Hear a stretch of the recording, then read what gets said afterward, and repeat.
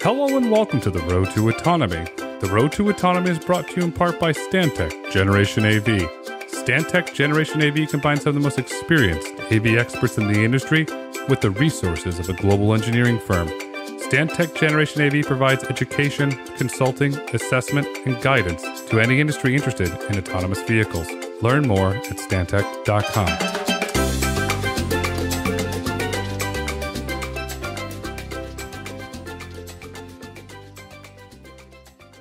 Hello and welcome to the Road to Autonomy. I am your host, Grayson Brulte. On today's episode, we're absolutely honored to have Sonca Nguyen, Product Manager, Waymo. Sonca, welcome to the podcast. Thanks, Grayson. Great to be here. I'm super excited to have you here because rider only is the future. I repeat, rider only is the future. Waymo's vehicles are running around Chandler, Arizona, downtown Phoenix metropolitan area, and now in San Francisco without a driver. Well done, Team Waymo. Thank you. And I'm happy because you're here because you've experienced the rider-only program first in Chandler, Arizona in 2019. And then you experienced the program in 2022 when you won your first rider-only experience in San Francisco. How would you compare and contrast each experience? Well, I have to say it felt amazing both times. For the SF one, it was just a few months ago, so I still remember a lot of details. I took what we call a multi-stop ride, where you can add a bunch of stops in one hail request. I went to the beach. We cruised through some beautiful San Francisco neighborhood in the western part of the town. I remember going down the streets. It was a beautiful sunny day in California, in San Francisco, so I could see the beautiful Golden Gate Bridge in front of me. And, you know, like my two sides are these amazing, colorful, bright houses. It was great. And so then after that, I went home, and this is, I think, an even more interesting story to share. So, you know, of course, I was just super excited beyond belief that we just did that. And I told my family, I told my son, my older son, and I said, hey, guess what? You know, mommy took a fully autonomous ride in San Francisco today. And, you know, my older son, he gets excited about just anything I tell him. But I was really taken aback by his reaction. Grayson, literally, he just gave me this blank look and he said, Mommy, what's so special about what you did today? I've been in a self-driving car all my life. Okay, so let me just explain a little bit. I have been at Waymo for 5 years now, and he's 7.5 this year. So, you know, he was 2.5 when I started at Waymo. So really, for as long as he can remember, fully autonomous ride is part of his reality. And so I think, you know, to contrast my experience with my first ride in Chandler, when I was there and I did my first ride there, it's like, you know, we introduced something, an entirely new experience to the world. You know, it was new. But now in 2022, I'm really glad that for kids like my son, it's already their reality. And it's already a reality for thousands of our riders in the Chandler area. You know, they use our service every day to go to school, to go to the hospital, to go grocery shopping. This is part of their life. So I think, you know, to contrast the two experiences, I'm just really glad that this is now just a norm for many people. It's wonderful. Your son is part of the autonomous generation. I have a younger daughter, and she's been for rides in many different autonomous vehicles. And I'm not sure if your son, or you've read the book to your son, If I Built a Car. And it was this great kid's book, and it was a self-driving car. And, well, what can you do? I could put a swimming pool in there. I could put an ice cream parlor. And it was these fun things, but it got the kids' imaginations going. And our children are growing up with autonomy, which is going to be really, really special. And they're going to look back and say, Mom, Dad, you had to drive a car. No, that's the past. When did you have that technology? That's right. You know, I read to my son, although he's too old now, he doesn't want me to read to him anymore.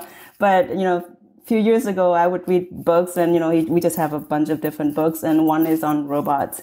And it's just so cool that, you know, they talk about in that book, you know, there's different applications of robots. But one is about the Waymo project. Of course, in the book, it was talking, you know, it was referred to as the Google self-driving car. It was before we spun off in our own company. But for him, it's like, oh, Mommy, you know, that's your car there. And so it's cool that I get to talk about my work, you know, in the book that he reads. Definitely, yeah. That's fantastic. I really like that because it's coming full circle. You also pointed out, which I thought was really interesting, a multi-stop ride. That's not talked about a lot. Is that common for the riders in San Francisco where you can go on multiple stops throughout the day in a Waymo vehicle?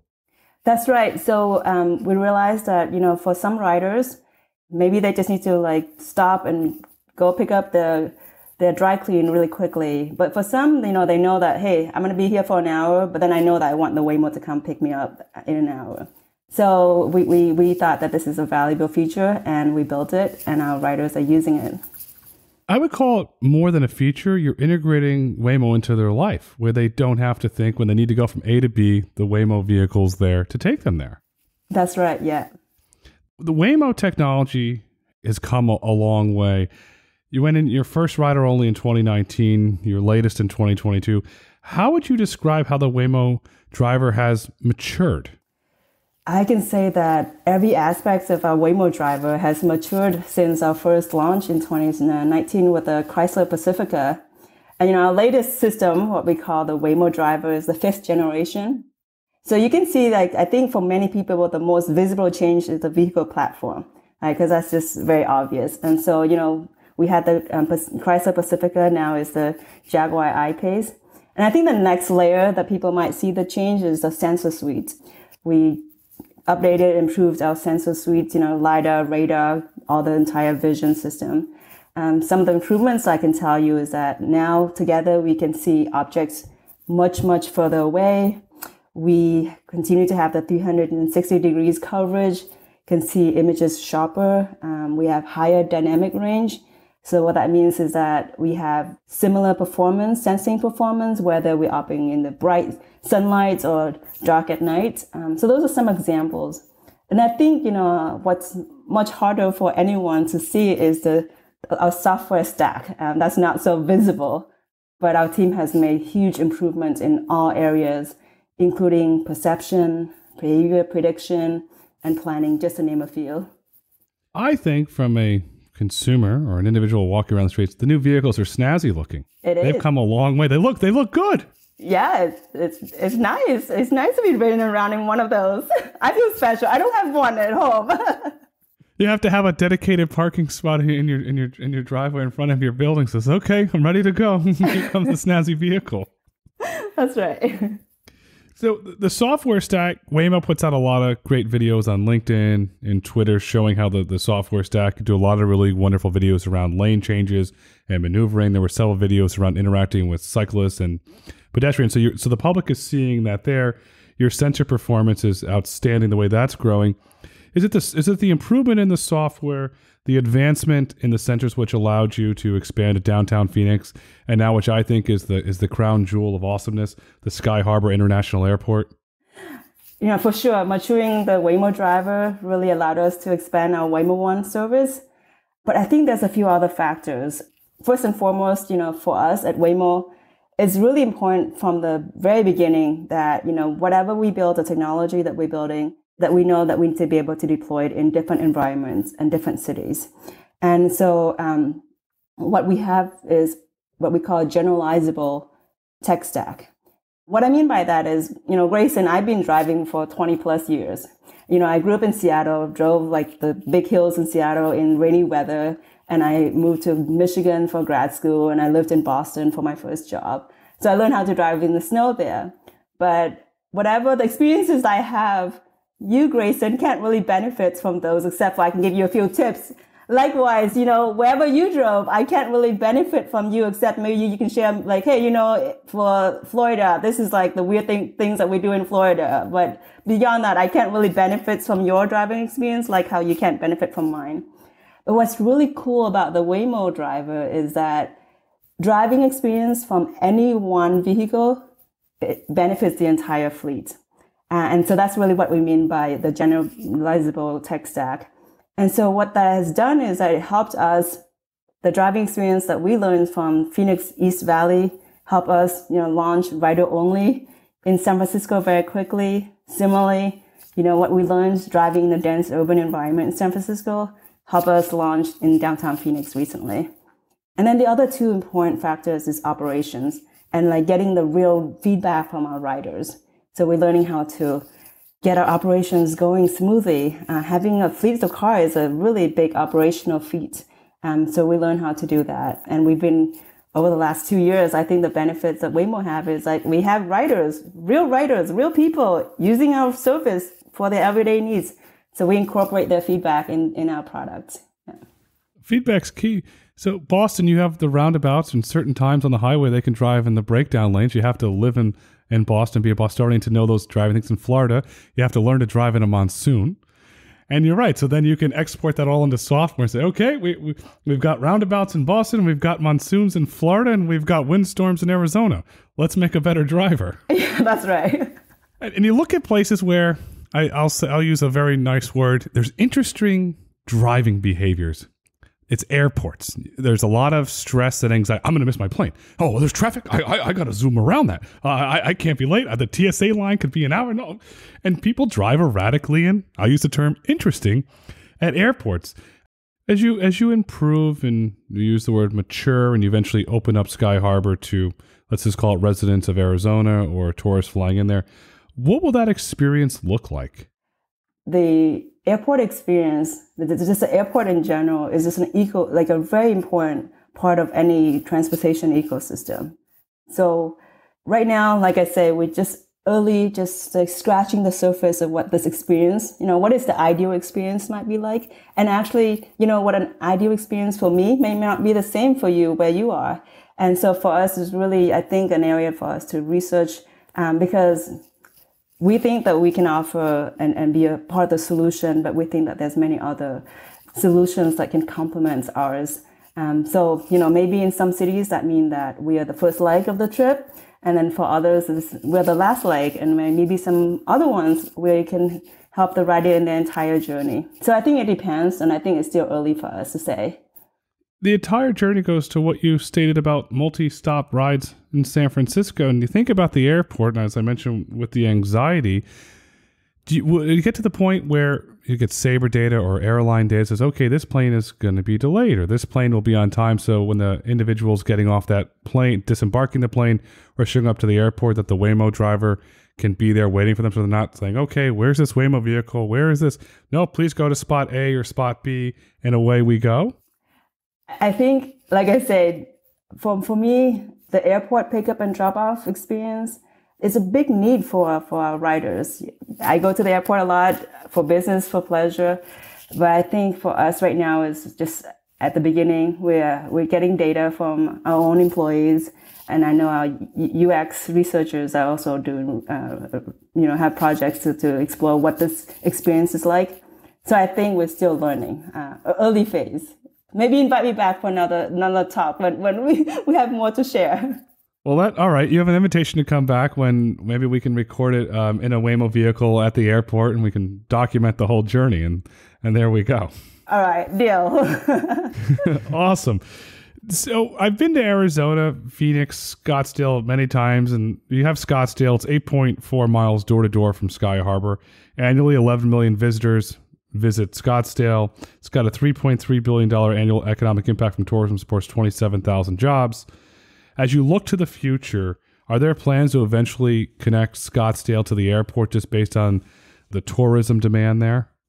Well, Grayson, we have a really big roadmap here at Waymo, but I can't share the details or even the timeline. What I can say is that, for us at Waymo, Phoenix metro area is just a special place for us. That's where we launched our first fully autonomous ride-hailing service. And at the same time, you probably know, just the Phoenix metro area is one of the fastest growing metro areas in the country. And so, apologies, but I can't share the exact details. But what I can say is that Waymo is fully committed to expanding our service there. All right, that's fair. And I want to stay on the tourism. So you're operating the Jaguar I-Paces. So me being me, I start looking into how much storage do they have? So it has 25.3 cubic feet of storage space. And that's the non-Waymo version. Will your customers be able to store bags in the I-Paces, or is that going to be used by a compute stack? So short answer, yes. Happy to say that. And yes, I think you might have noticed that in our auto generation with the Chrysler Pacifica, our compute system was so large that it took up a lot of the trunk space. And so we weren't able to offer the trunk space for our riders to store their belongings. So when our team started working on our fifth generation, It was really important for us to make sure that we can package and, place the compute system in a place that we could allow the trunk space for our riders. And so happy to say that today in our 5th generation, it's even more powerful, more capable, but we're able to package it and store it elsewhere so that we can leave the trunk space for our riders. Waymo's ready for airport pickups. Let's go. I'm excited that you're excited. I'm very excited. And I'm going to use history as my guide on this one. The Waymo program was born and launched in Chandler, and then it expanded to the San Francisco Bay Area because you've always had your testing in Mountain View. You're going to eventually go to Sky Harbor Airport in Phoenix. Will history follow itself and eventually expand to SFO? So right now, the Sky Harbor Airport is one of the busiest airports in the world. So at this point, like I said, we're just focusing on crafting that rider experience. We know what it's like to pick up and drop off folks, at their home or at a school. But the airport is just an entirely new area for us. So I say that we're just starting out, we're learning, and we're crafting that experience as we go. But for sure, whatever that we learn in Phoenix, we'll be able to transfer that in other places, including San Francisco. As Waymo goes to new cities around the globe, around the United States, will airports eventually, in your opinion, become a pillar of the Waymo rider strategy? Yeah, I think like we talked about earlier, for me, the airport is a critical part of the transportation ecosystem. It's important for many of our riders. It's one of their transportation needs. So for sure, we have to address their needs there. I live in the Bay Area, but I go to Phoenix a lot for work. And so I got a little taste of what it's like to be picked up and dropped off by the Waymo driver. I get off my flights, took a train that comes very frequently, and then after a couple minutes, I can hail a trip and the Waymo driver is coming to come pick me up. So definitely, I like that. But like we talked about, we just have to be mindful that our technology can complement other solutions. And I think we need to just continue to do the research in this area. As you do the research and you eventually scale, and if you do choose to commercialize that, there's a pent-up demand. Years ago, I had lunch with a gentleman who owns the Waldorf Astoria in Beverly Hills, and he was talking, when could the autonomous vehicles come to my hotel and connect the Waldorf to LAX? There's demand here. And then I had lunch with a gentleman across the street at the Peninsula. Same thing, these gentlemen. And then the Hotel Bel Air and the Beverly Hills Hotel. They all wanted autonomous vehicles to connect to the airport. So, I mean, that's a microcosm of Beverly Hills, but there's a clear demand here from hoteliers to do it. So I can't wait to see when Waymo, and if Waymo does commercialize this, because you're going to have a lot of happy customers waiting for you. That's right. As we expand, thinking about expansion, I do visit other cities. I do talk to officials and those at the airport. So I agree with you. There's a demand there. And we're working hard to expand our operation. Looking at the current state of the economy, I'm going to hone in on travel and tourism here. Travel and tourism this summer is booming. It's really starting to come back at really epic numbers financially. And prior to the pandemic, the city of San Francisco had tourism of $8.4 billion annually in economic impact. You have tourists from all over the world that go to San Francisco. They want to ride in a cable car. Do we get to the point in the future where on their trip to San Francisco, it's a ride in the Waymo vehicle becomes just as iconic as going for a ride in a cable car? Well, I would say that not yet. Right now, not yet. But I'm really excited for that future where we can welcome, member of the public to join us, and including tourists. That'd be great. They get a selfie on the cable car. They get a selfie next to the Waymo car. It's a win-win. And look what I did. That's right. But I mean, in all seriousness, the best part of that is it's going to build public trust for autonomous vehicles when they go home to where they live and they talk about how was your trip to San Francisco. A cable car. Yeah, I went in a cable car. I rode in an autonomous vehicle and it went here and it went there. And I'll look at this photo. It's going to help to build public trust. And I can't wait to see as you welcome the public into those vehicles and they go home to their communities and they talk to their friends and their family and their schools about what a wonderful experience they had, because it will only help the industry by building public trust. That's right. And for us at Waymo in San Francisco, we do want to make sure that we address the transportation needs of the local residents and the communities there. So I say for us, the focus at Waymo right now is offering safe, easy, and sustainable ride-hailing options. And it'd be great if, that can lead to increased tourism because we know that the benefits, increase in tourism would benefit the local community there. It'll benefit the local community from the economic impact. It'll support more jobs. It can taxes to go towards better schools. It's a win around. And so in San Francisco today, the rider-only program is for employees. What have you learned during that time? Well, I say that for Waymo to be successful, we have to get a lot of things right, but these are the top 3. We got to get the Waymo Driver to be able to go from A to B safely. We need to get the operations to run very smoothly, and we need to get the products right. Just because you can have, a robot taking a person from A to B, it doesn't mean that they might, they want to use it. It has to be a really good and delightful products for them. And for us, it's been true that over the last 10 plus years, we've been working really hard to improve the Waymo Driver so that we can expand and scale. And then more recently, in the past 2 years, we learned a lot about what it takes to put real riders in the car and then have them use it as part of their daily lives.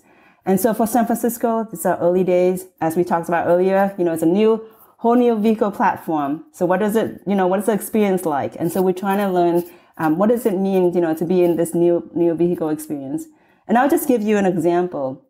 In our Chrysler Pacifica, the passenger, the doors are sliding doors, whereas the Jaguar I-Pace is the swinging door. And just from that, we realized that, hey, there's something that we can do here. There's an opportunity for us, and to warn our riders, before they open the door at the drop-off, like, hey, you know what? We have all the sensing capability to detect if there's an approaching cyclist or an approaching vehicle. So now we play this really pleasant sound, but it catches someone's attention, the rider's attention, and we tell them approaching cyclist or approaching vehicle, so that they know when they open the door to look and to make sure that everyone else is also safe. The Waymo vehicle has manners. It's teaching manners. Well done. Thank you. Well, it might be teaching manners. It's teaching it's good behavior. So we're both parents, and you teach your kids to do good things. And you teach them good behavior, because unfortunately, some of the cyclists, you don't see them coming, and here it is. Okay, coast is clear. Time to go. So you're having a positive safety impact on the community as well. That's right. Yeah. Yeah, so for us, safety is our top priority, as you know. So it's just not only the safety of riders, but the safety of all the road users around us, wherever we operate. Well, Waymo's track record on safety speaks for itself, and I've heard the term, it's your North Star, but to me, your safety record is not a marketing gimmick. It's something that you truly stand behind, and you're doing you and the entire team at Waymo are doing an excellent job on. So job well done on your safety record. Thank you. So prior to going rider only, Waymo operated a trusted tester program in August 2021. What did you learn from your trusted riders? We've learned a ton, but I'm sure we don't have all day, so I'll just give you a few examples. One, we learned that our riders value consistency. What we learned is that they just want to have the same consistent experience. When they hail a car, they know exactly what they're getting. They know exactly what the driving style is going to be. And actually, that's also the same feedback that we got in Phoenix. So that's the same that we hear now in San Francisco. In terms of driving feedback, we get feedback from our riders, our trusted testers, and then we incorporate that in our products. And just to name a few examples, we learn how to brake, improve our braking profile. So it comes to, in San Francisco, there's a lot of four-way stops. And so we learn how to approach those so that it's very comfortable for the rider. Again, San Francisco, a lot of steep hills. We learn how to improve our speed profile in such a way that is more natural and more comfortable. You'd be surprised, right? Because you think, following the speed limit, that's good enough. But that's not the case. Sometimes we actually want to go even slower than the speed limit if it's on a very steep hill. Similarly, we learned that for the rider, it's not just going from A to B that's important. That journey is important for them, but it's actually pick up and drop off, even before they start the ride. That experience is very important for them. So those are a couple of things that we learned. And for us, we want to design the products that work for everyone, that anyone can use it. And so we want to make sure, and it's really important for us, that the participants in these programs represent the diversity of the San Francisco residents. So, as an example, half of the participants are women, and we gain feedback from them that are unique to their own needs. For example, they want to be dropped off in a well-lit area, even if it means that they have to walk a little bit more. It seems to me that your trusted tester program plays a very valuable part as you develop the Waymo product. Is that a fair assumption? That's right. It is a part of our playbook. That's what we used in Phoenix, and we think that it will work well in other cities. So we'll continue to leverage that playbook. First, we put our own employees, get us to test out the product that we're building. And then we put a smaller, group, trusted testers, get them to give us real feedback. But we know that our product isn't maybe not quite right yet, but we get a small group of people to tell us what else we can do to improve. And then when we feel like it's good enough, then we add members of the public. You're taking the right approach. It's an even-keeled approach. It's a very smart approach because you're constantly improving the product. And once you open it up for the general public, will you continue to take the feedback from the general public to enhance the product? Absolutely. Yes. Members of the public, they can leave us feedback. There's so many ways for them to give us feedback. And then we do also user research. We talk to members of the public as well. And then we have a whole host of a group of people at Waymo that we look at a lot of data, including the drivers, the riders' feedback, and to improve. Yeah, definitely. When the service becomes open to the public, what will the rider-only experience be like? Can you walk me through a scenario? Perhaps they're leaving their office, they're leaving their home or hotel. What will that experience be like? Well, let's talk about what it's like in Chandler now. People are using it for go to school, go to a park, go to a restaurant. And so I just see that to be the same in San Francisco. I can see someone taking our car, a Waymo, to go to Golden Gate Park or to go to the North Beach for dinner, or even take it to go to work, or maybe take it to a BART station in case a BART station isn't nearby. That's one of our public transit systems. Yeah, so I just see that there's just many use cases and can really help address the transportation needs of the residents there. The BART's great. I take it from SFO into the city. It works fantastically. What you mentioned, pickup and drop-offs, was one of the things that you learned from your early trusted riders. Will the service pick up passengers at hotels, restaurants, and office buildings, or will there be dedicated pickup zones throughout the city? Absolutely. We already do that. So, our employees right now in San Francisco, as well as trusted testers, are already using our service, and they go shopping, they go to work, they visit their friends. So we definitely have that already. But I think what you're trying to say is, should we have dedicated pick up and drop off spots? And that's something our team is still thinking through. We know, for example, that in San Francisco, actually riders want to be picked up specifically inside a parking lot as opposed to be on the street. And so that's something that we've been learning from our riders, that those are some of the preferences. It's interesting. When you learn those preferences, you know how to improve your product, because when you improve your product and people say, oh, you can pick me up in the parking lot, I want to use Waymo. It's a win-win for everybody. I want to take a step back here because your background is, I'll use the word awesome. I think it's awesomely cool. You studied aerospace engineering. You interned for NASA. From aerospace engineering to autonomous driving technology, you've done some really cool, fun, interesting stuff.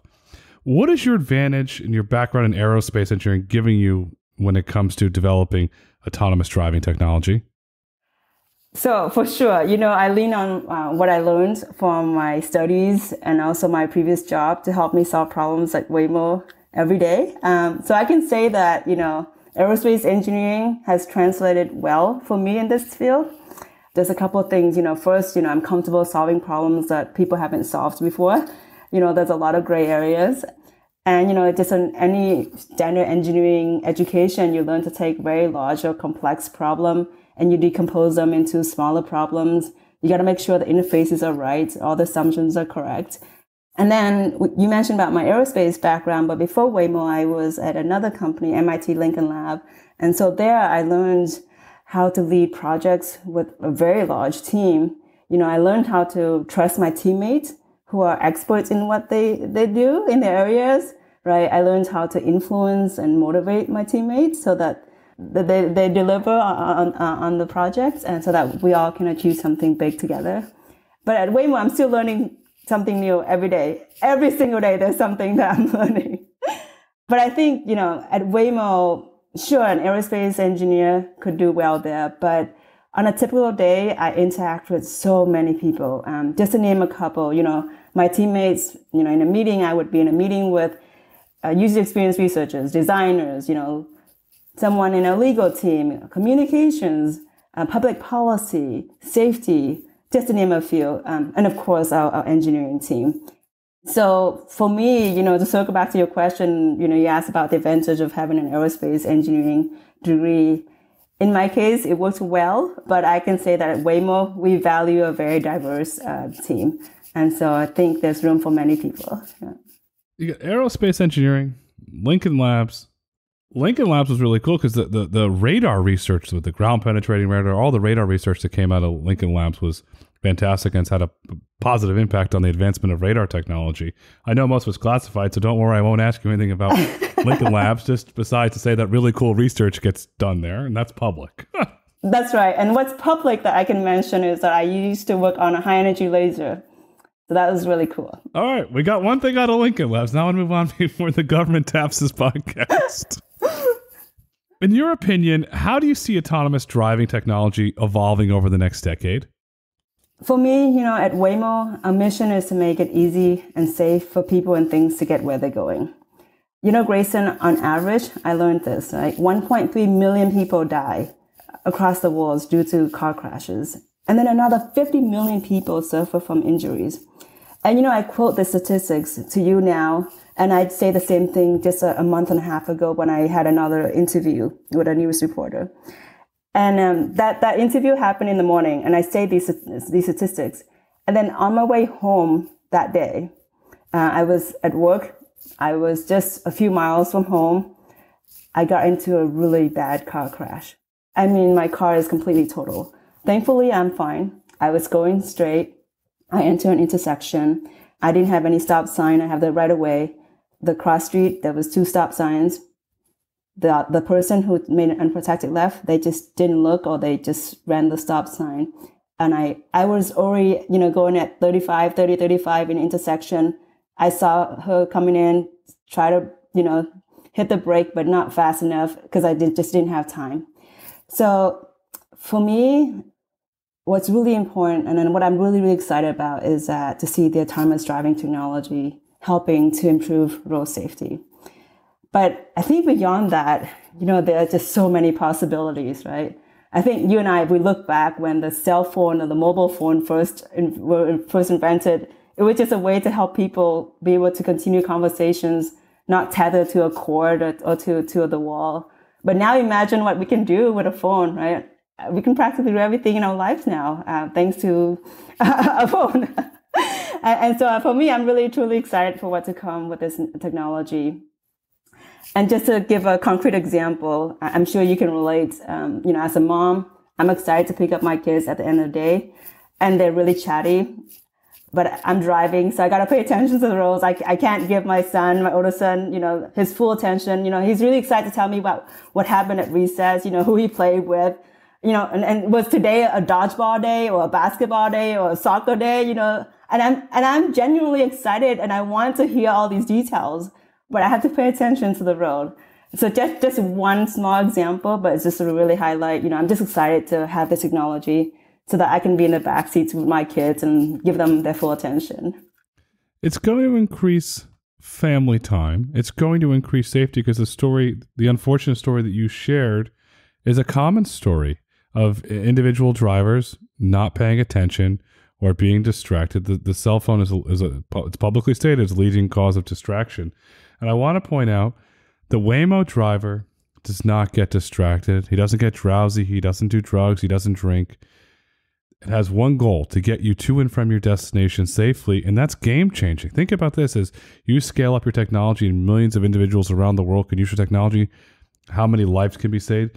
We can knock a big chunk of these 1.3 million deaths and 50 million injuries, and let's drive them down, because that's what has to happen. This is the positive technology impact that this technology will have on society. It will be very, very positive. That's right, Grayson. And, like you say, what happened to me happens so often to so many people. I'm lucky, that I was able to walk away without any injury, but I know that's not the case for many people. And just very recently, and we see this a lot in our fleet, because we can go back and look at the data. But recently I can share with you a Waymo Driver, completely empty, fully autonomous in Chandler, crossing an intersection, just like how I was crossing an intersection. There was a red light runner. But unlike me, a Waymo Driver is a much better driver, right?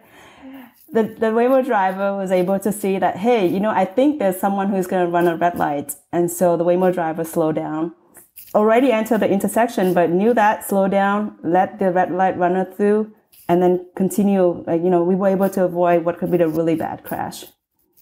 That's why your software stack combined with your sensors are so important. Yes. The Waymo technology will have a positive impact on society. The Waymo technology will save lives. And on the other side, it's going to be a lot of fun to ride them. And we can have conversations with our kids, and we don't have to worry about paying attention to the road. We can just enjoy our family time. And Sonca, as we look to wrap up this insightful conversation, what would you like our listeners to take away with them today? Well, we started this conversation talking about comparing and contrasting, 2019 and 2022. And so I think the main takeaway there is fully autonomous driving technology. It's not a prototype anymore. It's not a science project anymore. It's here. It's here for my son. It's here for your kid. It's here for many of the thousands of riders in the Chandler area. And then we just talked about the crash that I just had. I'm lucky to be here talking to you. I just know that that's not true for a lot of people who suffer from crashes. And so my plea to your listeners out there, if you're driving, if you're the one behind the wheel, just stop texting. Those things can wait, because it really just takes a second or two to really make a big difference. Because like you say, humans, we make mistakes. And so paying attention to the road can really help there. And then lastly, we talk a little bit about my background. So I just say, for anyone who wants to contribute to this really exciting field, you don't need to be a rocket scientist or a software engineer, right? We need contributions, talents, and perspectives from a really diverse team to solve these really hard problems. So if your listener wants to contribute, here's just a couple of steps. First, come join our team, be a Waymonaut. That's what we call ourselves. But if not, join our Trusted Tester program, or come ride with us and leave us your feedback. That's how you shape this fully autonomous ride-hailing experience. And we at Waymo are so incredibly grateful for our thousands of riders and all the trusted testers now in San Francisco and in downtown Phoenix, who's helped us improve our products over the years. And of course, the support of the communities where we operate in.